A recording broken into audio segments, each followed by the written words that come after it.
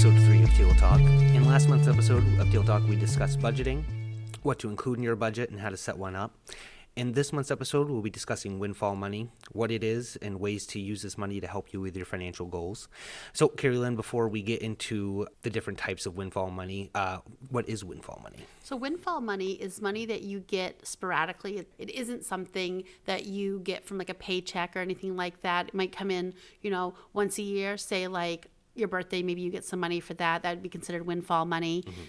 Taxes, especially this time of year, that tax refund is considered windfall money. Also like an inheritance.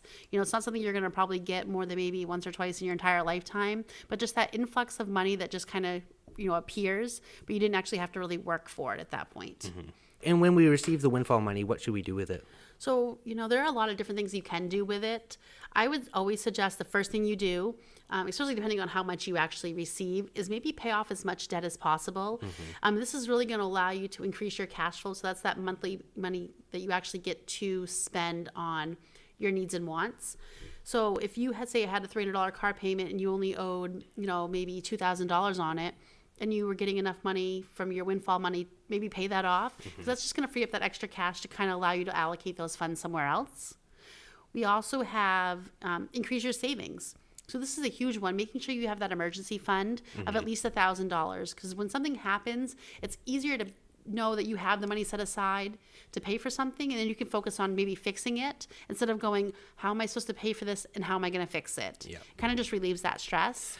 Having an emergency fund, very important. I know not most Americans, they don't have $1,000 in their savings. No, I know last time I saw any type of statistics on that, but it was like, over 50% of Americans couldn't cover an emergency over $500. So really having that money set aside is definitely going to help you in the future, because it's definitely for those emergencies. You can't really plan for the emergency, but you can always plan to kind of be prepared financially for them.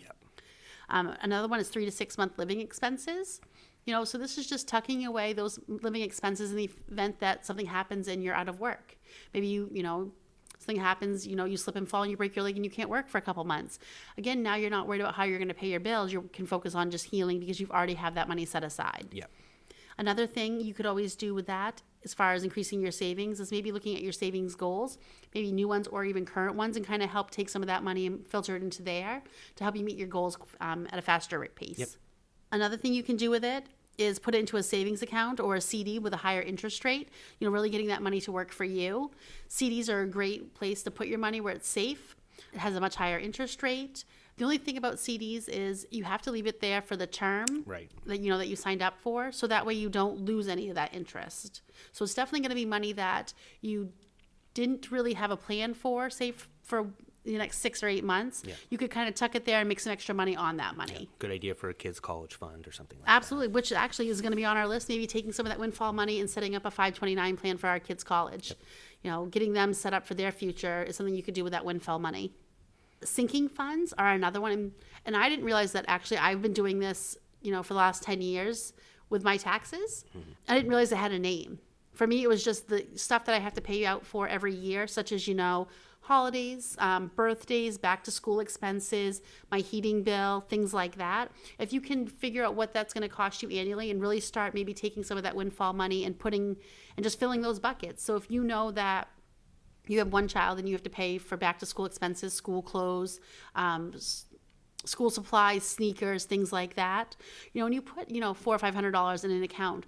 Come, July, August, when it's time to think about those back to school expenses, you have that money saved already. And it's not something you had to add into your budget, but you've already been able to take that windfall money and really fill those buckets. And like you said, it's great if you can include that stuff in your budget, but the windfall money can certainly come in super helpful when those things come up that you might not have thought about over the year. Absolutely. Especially here in Maine, when people are worried about heating their houses, taking some of that windfall money and just setting it aside. If it cost you, $2,000 to maybe heat your house and have your driveway plowed, setting that aside means you're not going to stress about it because you've already filled that bucket. If you can start that stuff in the spring, it'll be a lot less stress in the winter. So absolutely. Another one we had, another option for that money, fix or replace anything in your house or your car that needs to be fixed, your current needs. It's wintertime. What if you need a winter jacket? Those are the things that you should be doing with that money. If you're not going to pay off your debt, you're going to kind of take care of those emergency needs that you really have. Whether it's, maybe you need tires for your car. That's a huge one for some people. So say if your stove is getting ready to go, if you set that money aside knowing that your stove is, say, $1,000, and the stove finally breaks, it's not a matter of, oh my God, how am I going to pay to, replace this stove? It's how fast can I get another one in? And that actually happened to me when my washer went. Let me tell you what, I do not have time to run to the laundromat. No, pain in the butt. Right. And for me, it's a time thing. Yep. So my washer, went, I had to replace my washer, but because I had put some money in the sinking funds for my appliances, not knowing, when it was going to go, but knowing that I had just tried to fix it and it was getting ready to go, it wasn't a matter of how am I going to pay for it. It was how fast can I order a new one and have it delivered. With my kids in sports, we do laundry every day. Estate planning is another one, especially if you have like an inheritance come in. We're not talking just a couple $1,000s, we're making, tens of thousands of dollars, maybe estate planning to kind of set yourself up for your future that way. But I would definitely look for a lawyer that maybe specializes in that, and they'll be able to really point you in the right direction. So treat yourself, depending on where you are financially. So if you have that emergency fund set up, if you have 3 to 6 month living expenses set up, you've paid some of your debt down to where it's really manageable. Maybe you've filled some of these sinking funds. Those buckets are full, for this year and even for next year too. Definitely treat yourself. A lot of this stuff, especially taxes, we work really hard for that, for that money. And if you get a refund and you did some of these other things, definitely maybe buy yourself a new outfit, maybe take a small getaway. But again, it's really going to depend on how much you get back or how much your inheritance is or how much that birthday gift is.